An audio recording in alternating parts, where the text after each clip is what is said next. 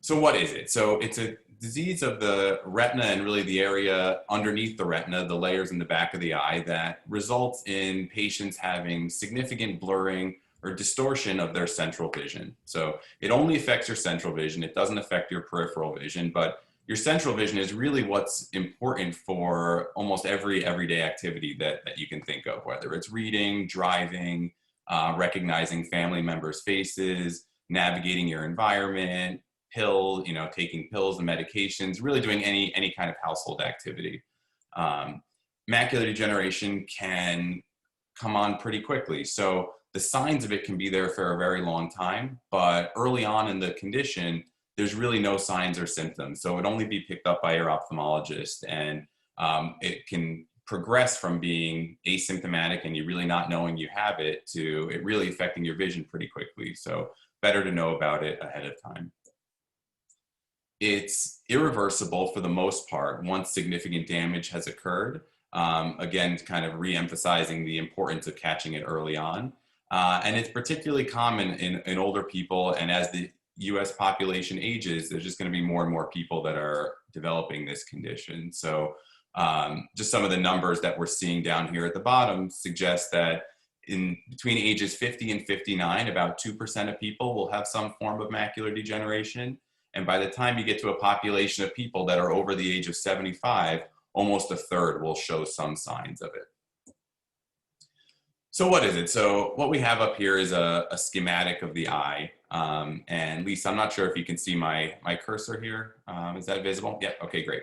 So what we're seeing here is, so over here on the right is the front of the eye, and light passes in from this side. So it goes through the cornea, which is the front of the eye, and it goes through the pupil where it's focused onto the retina. And the retina is the part of the eye that will send that image back to the brain. And so the retina is kind of like the film in the back of the camera. That's kind of how people usually describe it. It detects the image and then passes it along.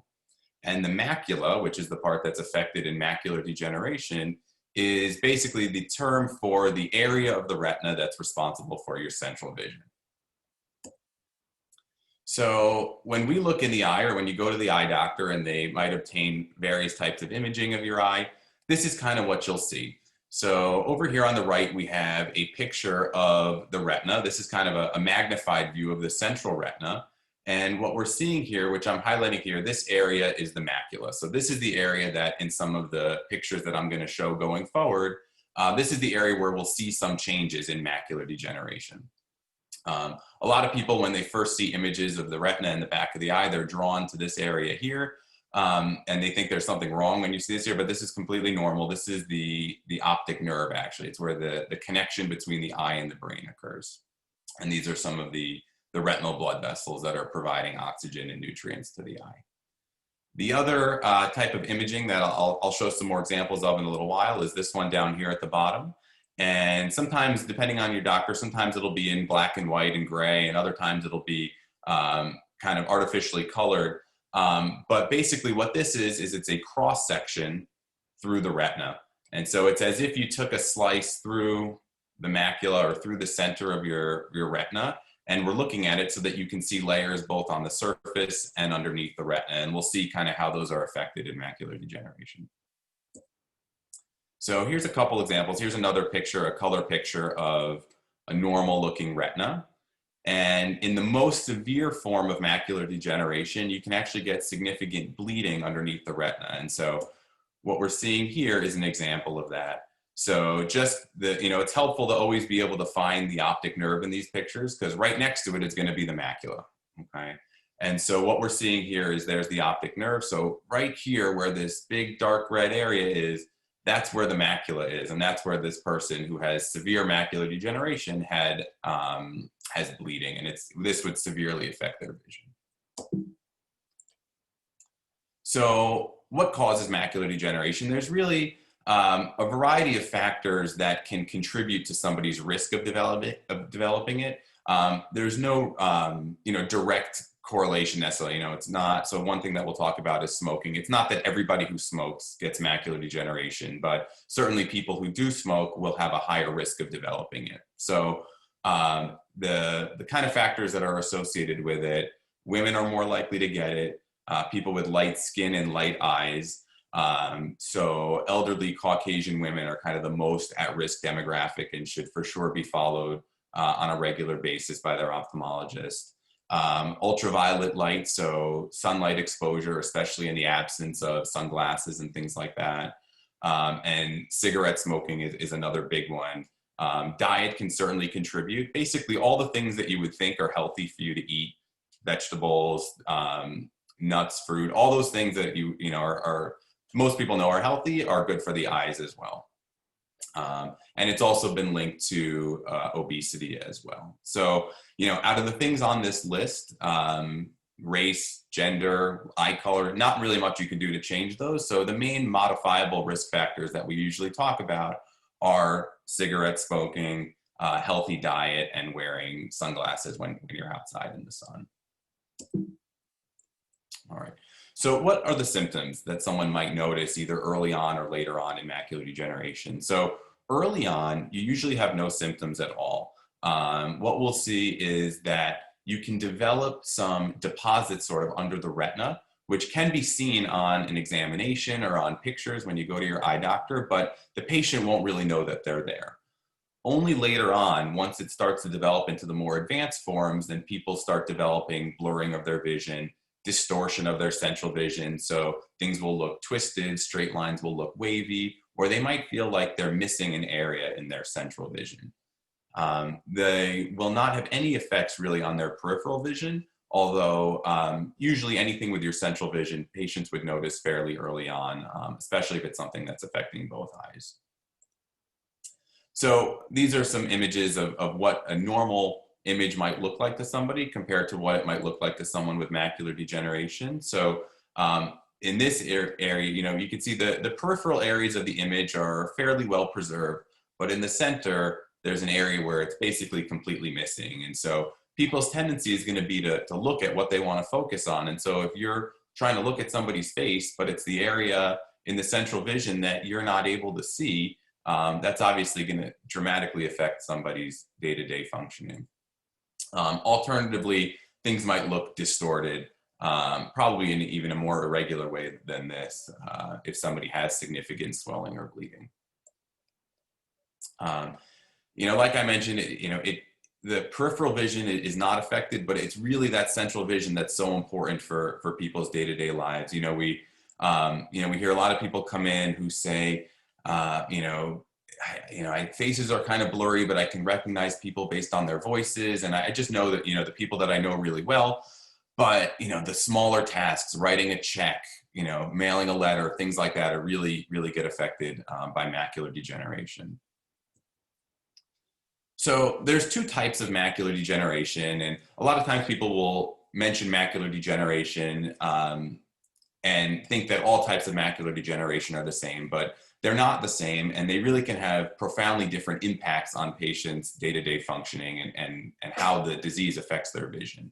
So the two main categories that your doctor might mention are dry and wet, okay?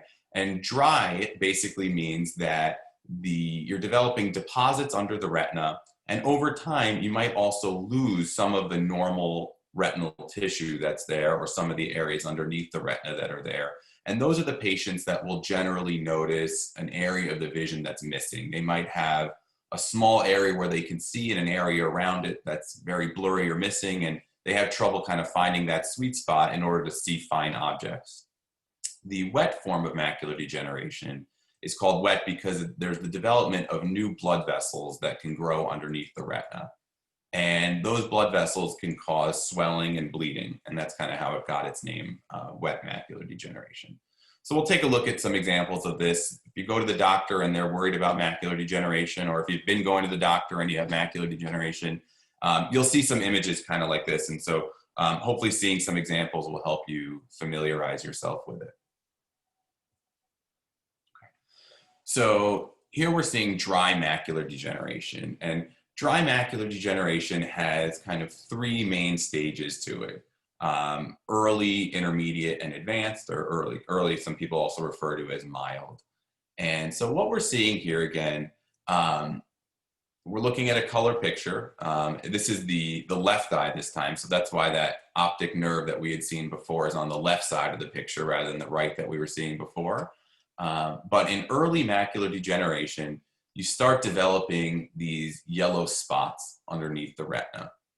And what these are, they're kind of byproducts of the retina. The retina is an active tissue, and when it sees light and it gets activated by light, there's actually a metabolic process that it undergoes, and it can create some waste product. And there's layers underneath the retina whose job it is to kind of clear that waste product out. And if those are not working correctly, that product can accumulate under the retina, and that's what we're seeing with these yellowish deposits here. This would be considered pretty intermediate or advanced already. This is a significant number of these deposits. Usually when people are coming in either for screening or they have early macular degeneration, they're more subtle, kind of like some of these smaller yellow dots that you're seeing out in the outer areas of that image. On the bottom here, what we're seeing is, I'll outline it here, but what we're seeing is the central area of the retina, basically encapturing the entire macula here. This round area is an area where the retina is thinned and you've lost layers of the retina, and the pigment layer underneath the retina is actually missing.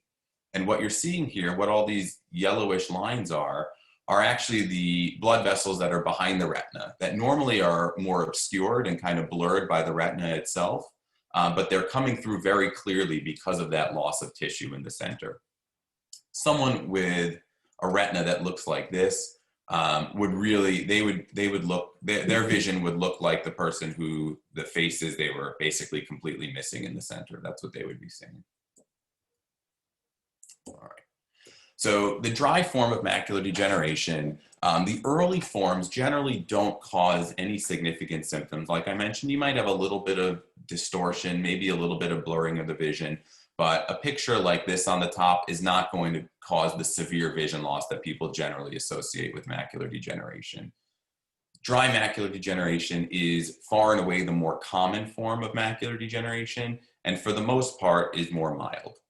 With that said, if you develop the very advanced form, that area, that can contribute to significant vision loss, but as this graphic says here, it's only about 10 to 15% of severe vision loss that's associated with macular. Okay. So wet macular degeneration, on the other hand, is the minority of cases. It's only about 10% of macular degeneration cases, but it's the vast majority, about 90% of the severe vision loss. And as I mentioned, it's called wet macular degeneration because these patients develop accumulation of fluid. Their abnormal blood vessels can leak fluid, and they can cause bleeding underneath the retina. The bleeding can really disrupt the functioning of the retina, and ultimately, kind of like if you were to get an injury anywhere else in your body, as that bleeding heals, it can cause significant scarring. And the retina relies on a very specialized kind of tissue to be able to see. The retina is the area, like I said before, that detects the light and sends that picture to the brain. If that area gets replaced by scar tissue, that scar tissue is not going to be able to do the job that the retina is supposed to do. That scar tissue is not going to detect the light, and it's not going to be able to send that image to the brain. Lisa, are you still able to see me? Yep, okay. So what we're seeing in this picture here is they're showing again the light kind of getting focused on the central retina here. And here's a diagram kind of showing the normal retina. And what you see is there's usually a very nice organization to the retina where you have the retina, and then this is that pigment layer underneath the retina. And blood vessels behind the retina are confined to a specific layer, and they should not be crossing over into the area underneath the retina. Now, on the other hand, what you get in wet macular degeneration is these blood vessels actually break through this blue layer that we're seeing on the diagram here, and this is where you can see bleeding and swelling accumulating underneath the retina. On the other hand, this small little yellow area on this picture is one of those yellowish deposits that we see accumulating under the retina. Okay. So we talked a little bit about the stages, the early, the intermediate, and the advanced macular degeneration. And early on, you get just a small amount of those deposits. Intermediate, you get larger deposits. And the advanced stage, we see that big area that was missing, where you're really not seeing the macula. So what can you do for this? So how do we screen for this? So oftentimes, if you have a dilated exam at your eye doctor, they're going to be able to check and see whether you have any early signs of macular degeneration. So they'll certainly be checking your vision, seeing if your vision's affected, although there's lots of things that can affect your vision. But dilating you will be able to show that, they'll be able to see, like on those color pictures, that's what we see when we look in, we'll be able to see if there are any of those deposits, any bleeding, any swelling, or anything like that that would indicate active macular degeneration. And when you go to the doctor, they'll almost certainly be obtaining photographs of your retina, kind of like the ones that I've been showing you thus far. So here's an example of a normal retina, and kind of just keep that in your mind when we see some of the other examples of how that picture can be changed and affected by macular degeneration. So here's a color picture, that same picture that we saw before of kind of an intermediate form of dry macular degeneration, where we don't see any swelling or bleeding, but we do see a significant number of those yellow deposits under the retina. And what that would look like on that cross-section scan is those yellowish deposits are these bumps that you see underneath the retina. And that's that accumulation of that waste product or that byproduct that I mentioned before. Again, here's the picture of advanced dry macular degeneration, where this person is missing a large area in the center of their retina there. And what that would look like on the picture here is this area out here to the right. You can see that all of the quote unquote normal retinal layers and the area underneath the retina are preserved. And this looks a lot like the areas that we saw in that normal example of the picture. And you can contrast that to this area over here where the retina really dips down, and you can see how thin this layer is as a result of the loss of that layer from macular degeneration. Here's an example of what wet macular degeneration might look like on this scan. By the way, this scan is called an OCT. So if you've ever heard your doctor mention that, or one of the technicians or photographers mention it, it's called an OCT. It's that cross-sectional scan that we're looking at here.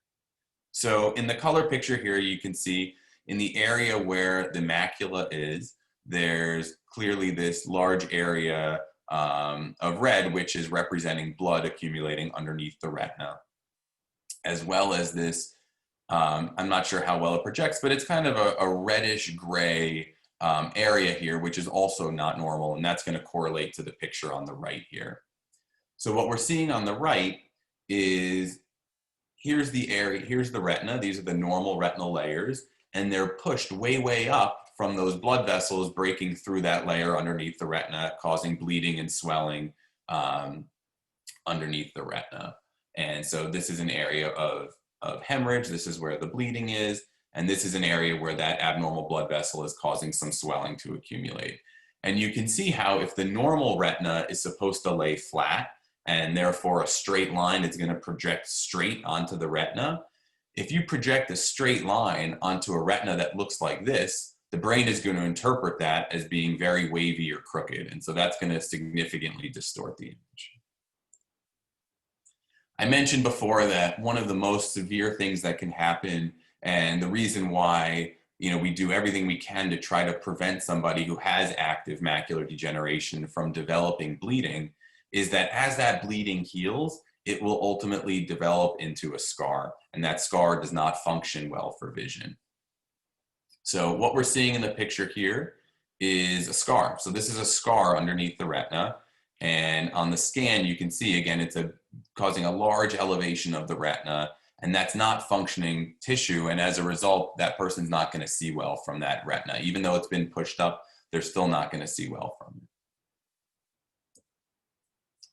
Other tests that you might have when you go to the doctor include something called a fluoresceinangiogram.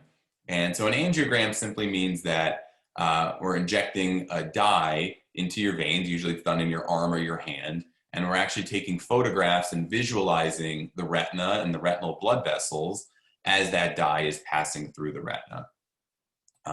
It can help us both visualize dry macular degeneration. Those deposits that we see on exam can kind of light up during this test. And it also can help detect very subtle wet macular degeneration. So here's an example again of that sort of intermediate dry macular degeneration with those yellowish deposits underneath the retina that we see on the color picture here. And on the angiogram, we can see that those areas and those deposits are really lighting up and they get highlighted by that dye. They kind of pick up the dye and hang on to it, and therefore they show up very bright on this test. Again, that's the OCT cross-section showing those deposits there. This is an example of wet macular degeneration. And so just to kind of draw your attention here, we're seeing an area of red in the macula. So the bleeding there confirms that it's wet macular degeneration. And what you're seeing, the images kind of go in an order from top left, top right, to bottom left, to bottom right. And what you're seeing is there's an area here that shows up bright. And over time, it gets a little bit bigger and it gets a little bit brighter. And what that is that's that abnormal blood vessel. And as the dye reaches that abnormal blood vessel, remember that blood vessel can leak. It leaks fluid, it leaks blood. And so it leaks the dye as well. And so that dye is accumulating underneath the retina as time goes on. And so it's showing up brighter and brighter. All right, so what can we do? How can we prevent this and how can we pick this up early? So kind of the first step, and many of you may have these at home already, is something called an Amsler grid. And it's basically a grid with a spot in the center, and the lines of the grid are all oriented in a very organized fashion. And the way that you use this is one eye at a time. You cover one eye and you look with the other eye and you focus on that spot in the center. And what you're trying to do is you're trying to use the area of your vision right around the center to see if any of these lines, which in reality are straight, to see if any of them look distorted or missing. So a lot of people with macular degeneration, or by the time they see a retina specialist, they already have some level of macular degeneration. And so these lines may already look blurry or distorted, and that's kind of going to serve as that person's baseline. The test then at home is to do it regularly, get comfortable with what your vision looks like at that point. And then when you check regularly, you'll be able to notice if there's any significant change. So we usually recommend that people do this pretty frequently. They make it as a magnet or somebody hangs it on their fridge. And so once a day or a few times a week, they'll take a look at that. This is what it might look like if somebody, had a change in their vision or developed active, went from not having any signs and developed wet macular degeneration. It might look distorted in a fashion similar to this. Another device that's out there that can be used is something called the foresee home. And what this is it's actually a technology where they're kind of using a technology similar to an Amsler grid, but in a more active fashion. So what the device does is you basically put your eyes in here, kind of like a binocular or goggles, and the program boots up, and basically what it'll do is it'll have the patient look and focus on a spot in the center, and they'll show images or lines or dots in the peripheral vision, and the patient will have to identify where they saw that spot. And what the device will do is you do it regularly, and it'll develop a baseline for that patient. And if the device picks up a change in the person's vision, they'll alert the doctor. The doctor will be able to get in touch with the patient to bring them in for an exam to make sure that that change that they're seeing on the device is not indicative of a change in their disease or their condition that would necessitate treatment. Again, some of the risk factors that we talked about, modifying those risk factors will help reduce the risk, one, potentially of developing macular degeneration, as well as the risk of progression of the disease if you already have it. So the things you can do on your own, which you don't need any instruction from any doctor for: don't smoke, eat healthy, sunglasses. And then down here in the bottom right, we see some of the eye vitamins that many of you are probably familiar with at the drugstore. I'll touch on those a little bit later as well. It's not everybody who needs to take these, and not even everybody who has macular degeneration necessarily needs to take these. So the vitamins I would generally speak to your doctor about prior to starting those.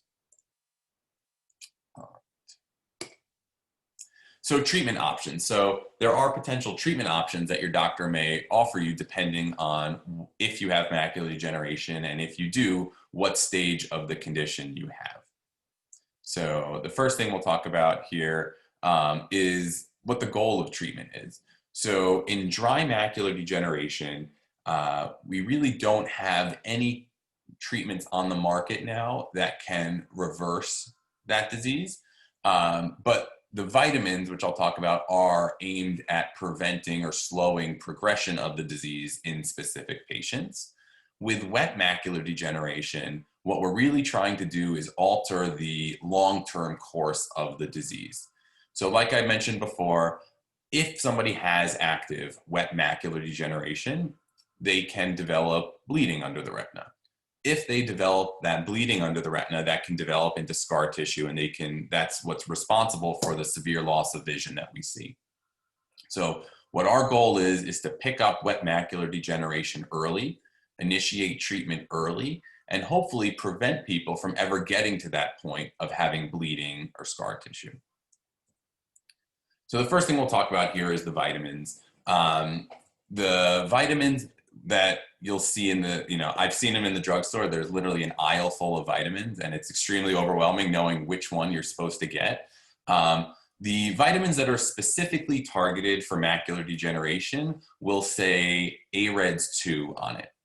So what AREDS2 was, it stands for the Age-Related Eye Disease Study, and 2 is it was the second iteration of that study. And what they did was they looked at various vitamin supplements to see how, if at all, they affected the progression of the condition. And so the vitamins that they looked at, or the supplements they looked at in this particular one, are vitamin C, vitamin E, lutein, zeaxanthin, zinc, and copper. So those are all things that many patients with macular degeneration or a family history of macular degeneration have actually already familiarized themselves with. And often by the time they see us, they're taking in some combination, not necessarily specifically the dosage and combination that the study looked at, but they've often found information about this in magazines and articles and things like that. So when you go to the drugstore, if your doctor recommends these, we generally recommend that you just get a vitamin that says AREDS2, rather than they make AREDS2 with a multivitamin, and you can end up having a lot of overlap with other vitamins and supplements. So generally recommend just the AREDS2, and if you wanted to take anything additional, that you just check that with your primary doctor to make sure that there's not going to be any interaction with any other medication that you might be taking. The goal of these is to, like I said, prevent progression. And specifically, it's really patients who have either intermediate or advanced dry macular degeneration, or who have wet macular degeneration in at least one eye that should be taking the vitamins. So people who simply have a family history of macular degeneration, or who simply have early macular degeneration, maybe basically just the very small deposits under their retina, don't actually necessarily need to take these vitamins. So one other thing I want to mention about dry macular degeneration is there is actually a lot of research going on for treatments for dry macular degeneration that hopefully would be more efficacious than just the vitamins. Things like medications that we might be able to deliver into the eye to slow the progression of atrophy, which is that loss of tissue in the retina, or possibly even reverse very advanced macular degeneration with stem cell treatments. None of those are FDA approved or at this time, but there certainly are trials ongoing. We actually are involved in one of the trials for a drug to hopefully slow down the progression of dry macular. So more of the treatments have been approved for and directed towards wet macular degeneration, and many people I'm sure are familiar with eye injections, where we actually deliver a drug into the eye, and that can help either reverse or slow the progression of any of the swelling or bleeding that people have with wet macular degeneration. So there's a variety of drugs that people may have heard of before, Lucentis and Eylea, I'm sure advertised in magazines and things like that that you guys may have seen. There's a couple others as well, Avastin and Beovu is a newer one. And these drugs are, although patients don't often look forward to injections, they are very well tolerated and they often don't feel them to any significant extent. The drugs really do work well. Prior to these drugs, prior to these medications being available, we really didn't have anything to prevent the wet macular degeneration from progressing to the stages where people develop bleeding and scarring and lose a lot of their central vision. And with these drugs, we can actually help patients maintain their central vision for years and years and years. So they really do work well. They are a significant burden though. The injections start out being once a month. Over time, we do our best to be able to stretch the intervals out as much as we can and be able to achieve as much benefit as we can while doing as few injections as possible. But really at the end of the day, what you want to get is, the most benefit. And sometimes that means, long-term treatments either every month or every 6 weeks or every 8 weeks with these medications.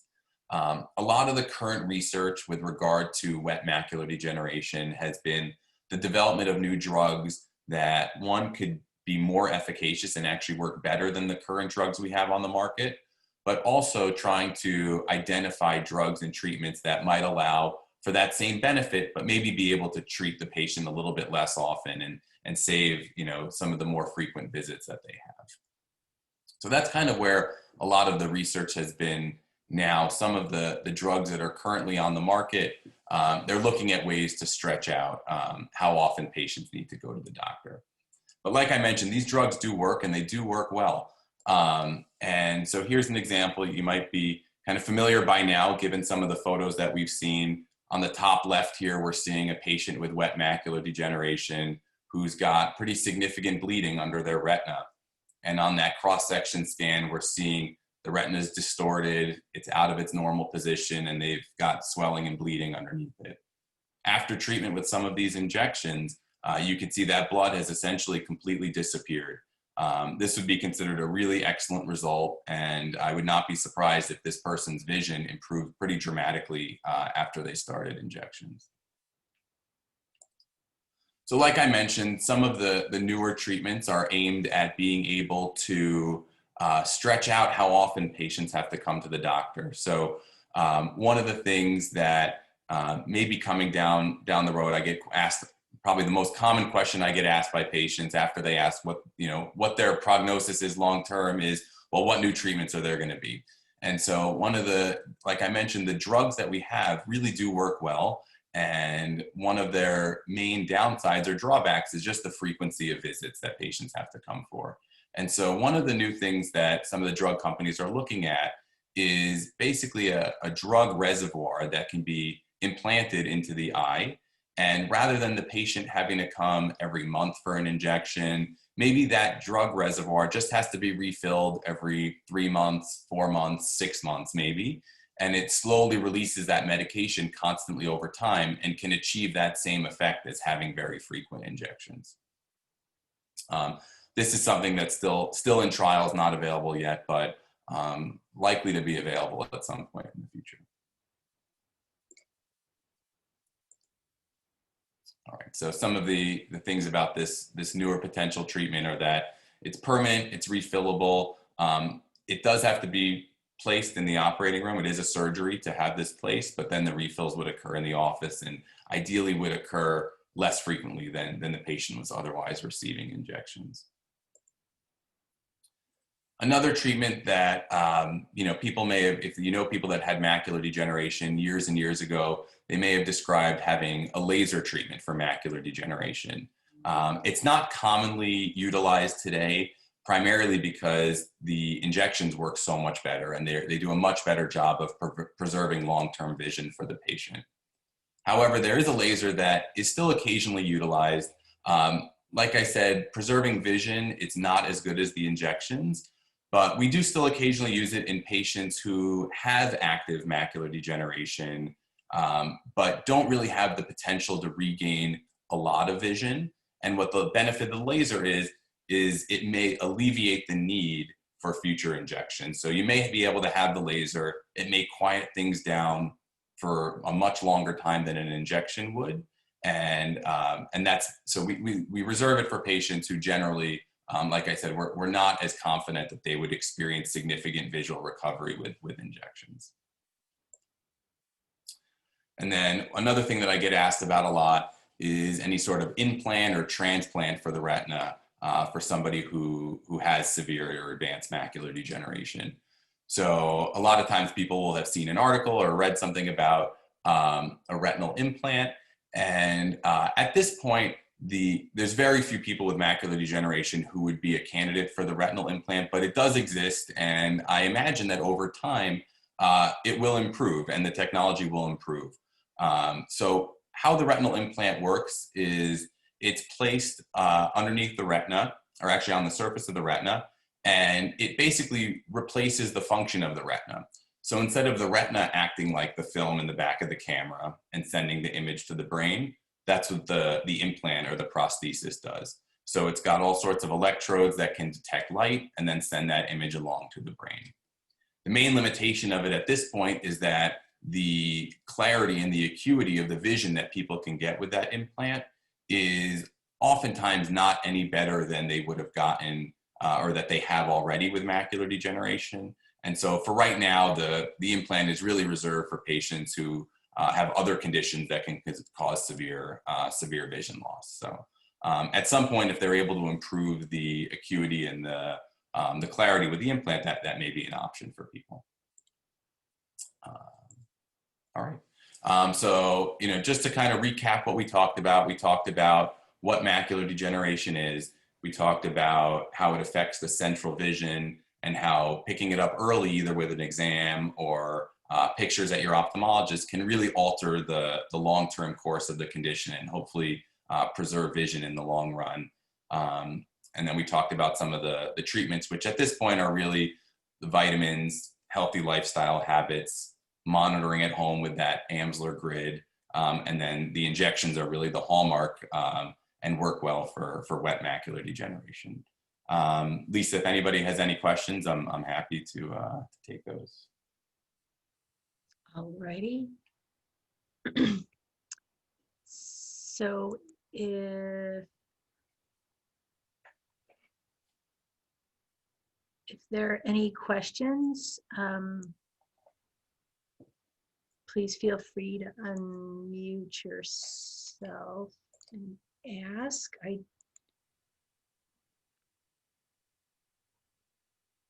don't see any questions in the chat box just yet. All right.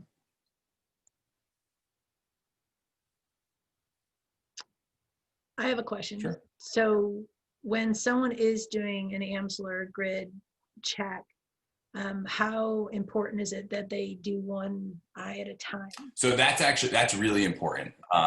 The changes that we see with macular degeneration, as you can see both on the images, and you might be able to imagine losing your central vision you would think would have a dramatic impact on somebody's day-to-day life and functioning. But it's actually not that uncommon that we have somebody come in with really significant macular degeneration in one eye, and they really didn't know it. So if you're looking with both eyes, the body is going to tend to rely on the better eye. So you really could miss, especially, a very early change in one eye, but even a significant change sometimes people are not sure when it happens as long as their other eye is working well. So you really want to make sure that you're testing one eye at a time. Can you have wet and dry at the same time?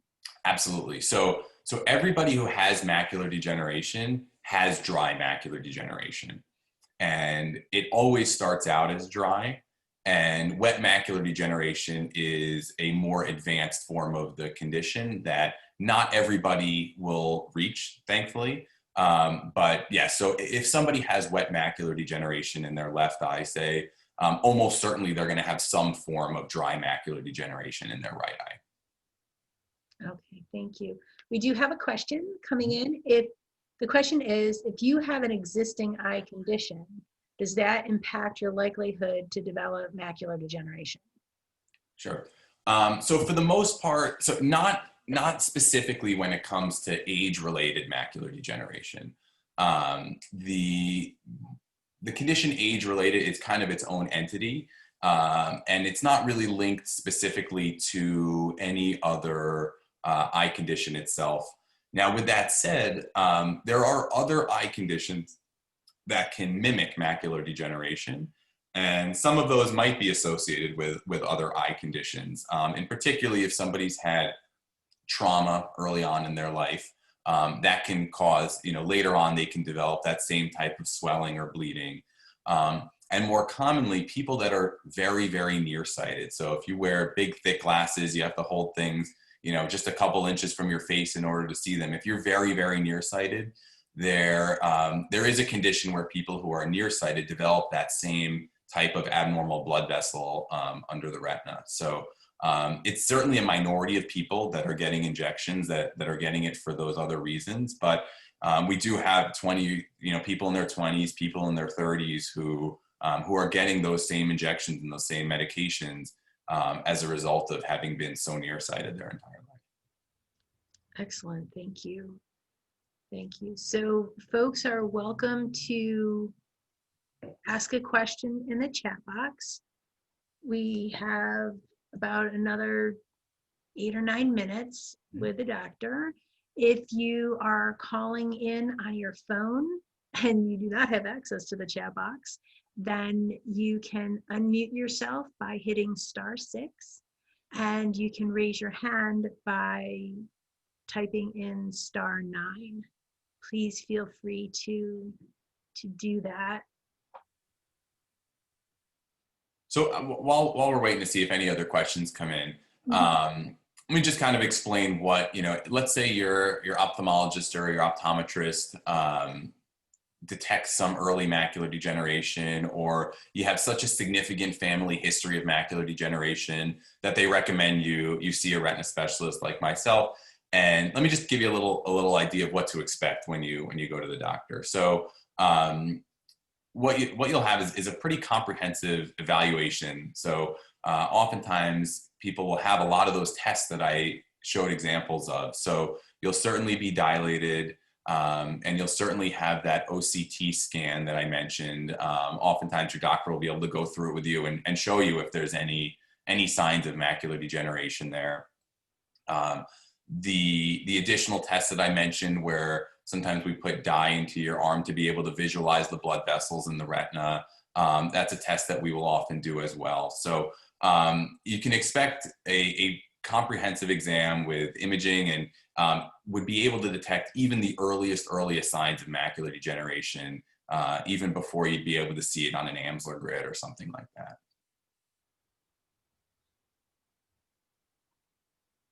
We have a question from Patrick. If you have a wrinkled retina, can it lead to macular degeneration? So no. So I think what Patrick's probably getting at here is there's a lot of terms for it, but oftentimes doctors will call it a wrinkling of the retina, or a macular pucker is another word for it. And assuming that's what you're referring to here, that's basically a collection of scar tissue that can develop on the retina and cause that wrinkling. That's a different condition, and having that condition won't specifically predispose you to macular degeneration. No. Do we have another question? Colleen?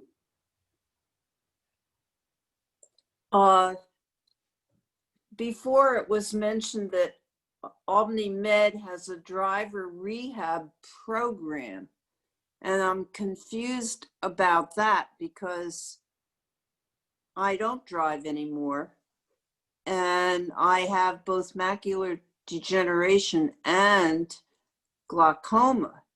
So I don't picture how I would be able to be rehabbed.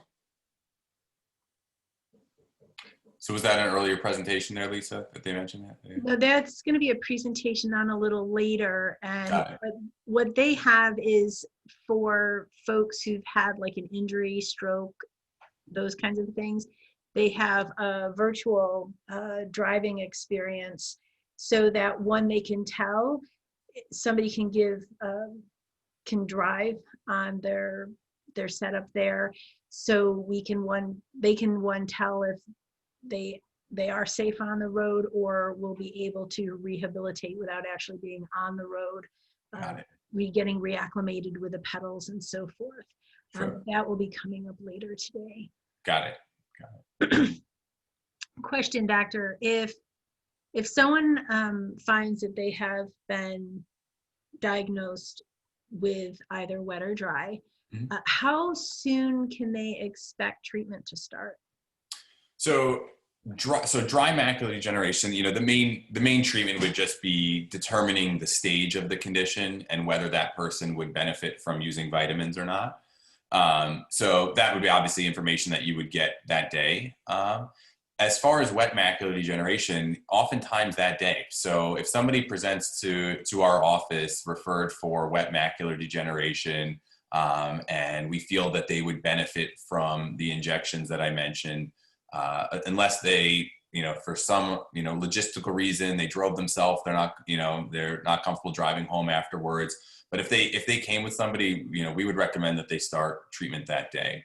And what they would then expect going forward would be, a treatment, you would get the first treatment that day and then return in about a month or so for a series of monthly treatments, at least at the beginning, with the goal of ultimately doing them, like I mentioned, a little bit less frequently once we've seen significant improvement.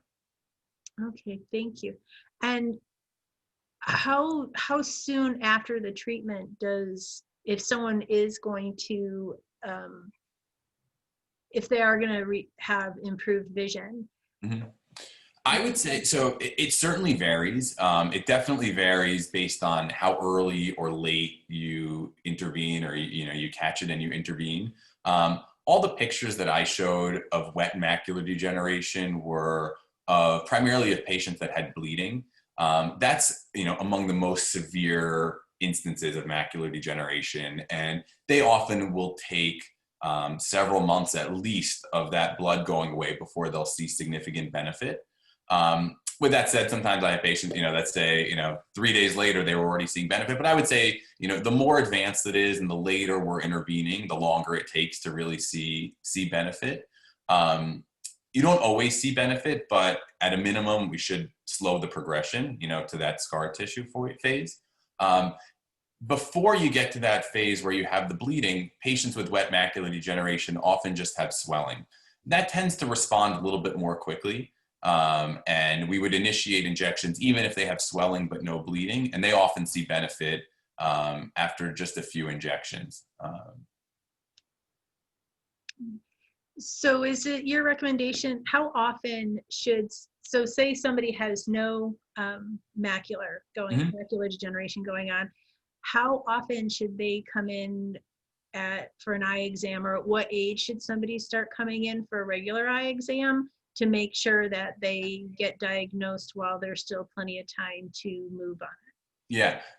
So kind of going back to your other question of whether people have dry or wet, or you have to have both. So essentially everybody who will ultimately get wet macular degeneration starts out having dry. And that dry starts out as early or mild.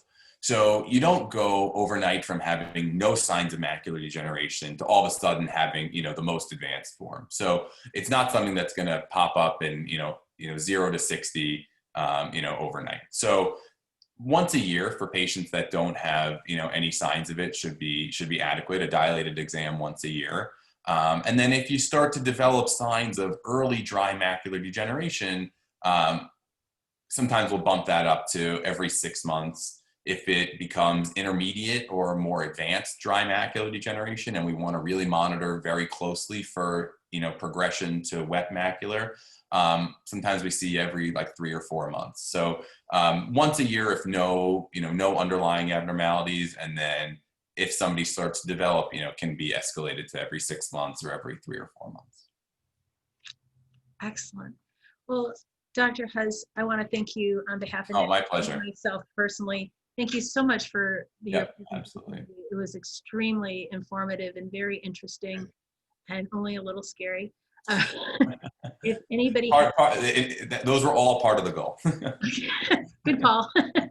Definitely going to make sure that we all get our eye exams in the next 12 months if we haven't done so already. Exactly. If anyone would like to reach Dr. Huz further, he is at Retina Consultants PLLC on New Scotland Road in Slingerlands.